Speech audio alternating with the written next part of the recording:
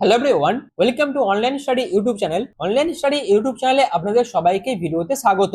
তো আজকে এই ভিডিওর মাধ্যমে এমন একটি বিষয় নিয়ে আলোচনা করব যেটি দেখার পর আপনারা কিন্তু অবাক হয়ে যাবেন। অর্থাৎ আমরা সাধারণ মানুষ যখন ন্যায় বিচারের জন্য হাইকোর্ট বা সুপ্রিম কোর্টে চাই, কিন্তু আজকের এই ভিডিওটি দেখার পর আপনারা কিন্তু আর কখনো হাইকোর্ট বা সুপ্রিম কোর্টে ন্যায় বিচারের জন্য ঘুরবেন না বা দ্বারস্থ হবেন না। যেখানে উড়িষ্যা হাইকোর্ট এমন একটি রায় দিয়েছে, যে রায় দেখার পরে সুপ্রিম কোর্টও অবাক হয়ে গেছে কিভাবে একটি হাইকোর্ট এইরকম একটি রায় দিতে পারে, যেখানে রীতিমতো মানুষের যে অধিকার সেই অধিকারও কিন্তু ক্ষুণ্ণ হয়েছে।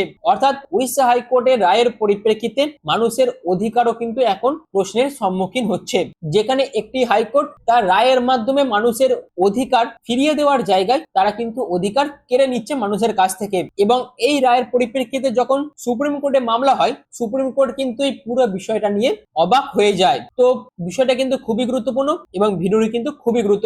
তো চলুন ভিডিওটা শুরু করছি, এবং তার আগে যদি ভিডিওটি ভালো লেগে থাকে অবশ্যই আপনারা চ্যানেলটিকে সাবস্ক্রাইব করে পাশে থাকা বেল আইকনটি অল করে রেখে দেবেন, এবং ভিডিওটি ভালো লাগলে অবশ্যই ভিডিওটিকে শেয়ার করবেন এবং ভিডিওটিকে লাইক এবং কমেন্ট করে আপনাদের মতামত কিন্তু কমেন্ট সেকশনে জানাবেন। যেখানে আমরা জানি যে দ্বিতীয় দফার নির্বাচনের মুখেই পশ্চিমবঙ্গে এক রাতে 809 জনকে গ্রেপ্তার করা হয়, এবং এই যে গ্রেপ্তার করা হয়েছে বা যাদের করা হয়েছে তাদের কিন্তু এখনো পর্যন্ত জামিন দেওয়া হয়নি। এবং উড়িষ্যাতেও ঠিক সেম ভাবে যখন ভোট হয়েছিল তখন সে ভোটের আগে অনেক জনকে গ্রেপ্তার করা হয়, এবং সেই সমস্ত গ্রেপ্তারের মধ্যে অনেক আদিবাসী ফ্যামিলির মানুষও কিন্তু ছিল।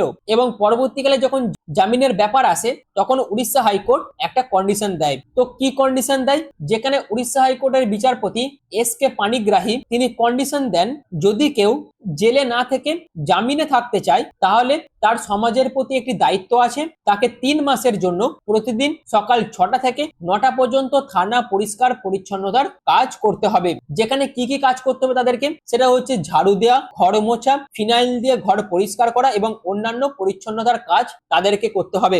অর্থাৎ বিচারপতি পানিগ্রাহী নির্দেশ দেন যে জামিনে মুক্ত থাকার জন্য অভিযুক্তদের অর্থাৎ অভিযুক্ত ব্যক্তিকে 3 মাস নিয়মিত থানায় গিয়ে পরিষ্কার পরিচ্ছন্নতার কাজ অর্থাৎ কমিউনিটি সার্ভিস করতে হবে। এখানে একটি গুরুত্বপূর্ণ দিক যেটি আছে, সেখানে আদালত মনে করছে এভাবে অভিযুক্তদের মধ্যে শৃঙ্খলা ও জবাবদিহিতা বিকশিত হবে। অর্থাৎ আইন শুধুই শাস্তি দেওয়ার জন্য না, মানুষকে একটি দায়িত্বশীল নাগরিক হিসেবে গড়ে তোলার জন্য আদালতের তরফ থেকে এই নির্দেশ দেওয়া হয়। সেক্ষেত্রে এটি একটি শুধুমাত্র শাস্তিমূলক ব্যবস্থা নয়, বরং অপরাধীর বিরুদ্ধে সামাজিক দায়বদ্ধতা তৈরি করা এবং মনস্তাত্ত্বিক পরিবর্তনের সুযোগ দেওয়া। এই পরিপ্রেক্ষিতে কিন্তু জামিনের বিপরীতে উড়িষ্যা হাইকোর্টের তরফ থেকে এই নির্দেশ কিন্তু দেওয়া হয়। অর্থাৎ এটি ছিল একটি ঐতিহাসিক নির্দেশ উড়িষ্যা হাইকোর্টের, এবং এটিকে কেন্দ্র করেই এর পরবর্তীতে এই সম্পূর্ণ বিষয়টা কিন্তু থেমে যায়নি। অর্থাৎ শুধু এখানে বিষয়টি কিন্তু থেমে থাকেনি। পরে তদন্তে জানা যায় গত বছরের এপ্রিল থেকে সেপ্টেম্বরের মধ্যে প্রায় 50টিরও বেশি মামলায়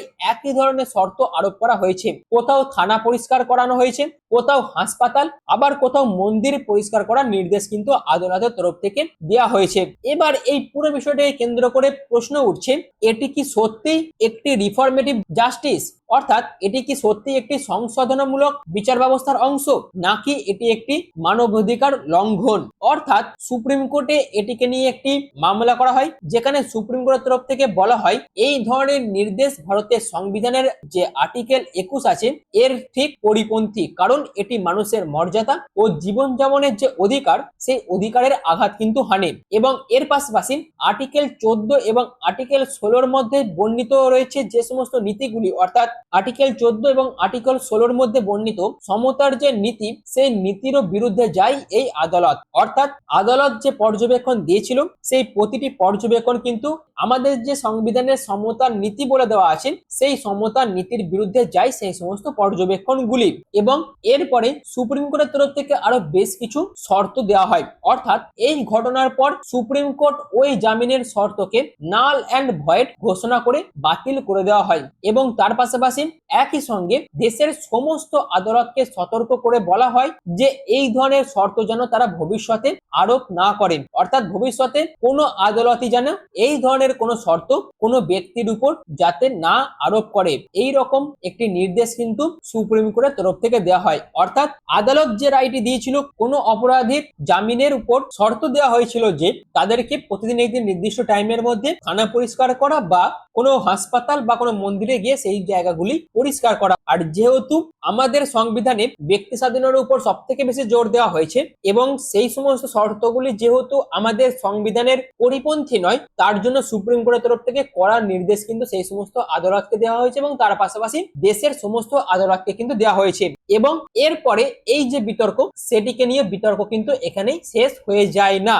অর্থাৎ অনেকের মতে এটি যেহেতু এটি কমিউনিটি সার্ভিসের অংশ হতে পারে, তার কারণ হচ্ছে বিভিন্ন দেশে ছোটখাটো অপরাধে সমাজমূলক কাজকে শাস্তির অংশ করা হয়। অর্থাৎ এই রকম এক্সাম্পল কিন্তু বিভিন্ন দেশে রয়েছে, যেখানে ছোটখাটো অপরাধের জন্য যারা যারা জেল খাটে বা যে সমস্ত অপরাধীরা থাকে তাদেরকে সমাজের মূল স্রোতে নিয়ে এসে সমাজ সেবামূলক কাজে তাদেরকে যুক্ত করে এবং সেই সমস্ত কাজকে শাস্তির অংশ করা হয়। এই রকম এক্সাম্পল কিন্তু বিভিন্ন দেশে আছে। কিন্তু এখানে প্রশ্ন হলো যে কোনো ব্যক্তিকে আদালতের নির্দেশে প্রতিদিন থানায় গিয়ে ঝাড়ু দিতে বাধ্য করা কি সত্যি সমাজসেবা, না এটি একটি অপমানজনক শাস্তি? এটিকে নিয়েও কিন্তু এটি বিতর্ক গড়ে ওঠে, যেখানে এই মামলাটি এখন দেশের বিচার ব্যবস্থা, মানবাধিকার এবং সাংবিধানিক মর্যাদা নিয়ে বড় একটি বিতর্ক কিন্তু তৈরি করেছে।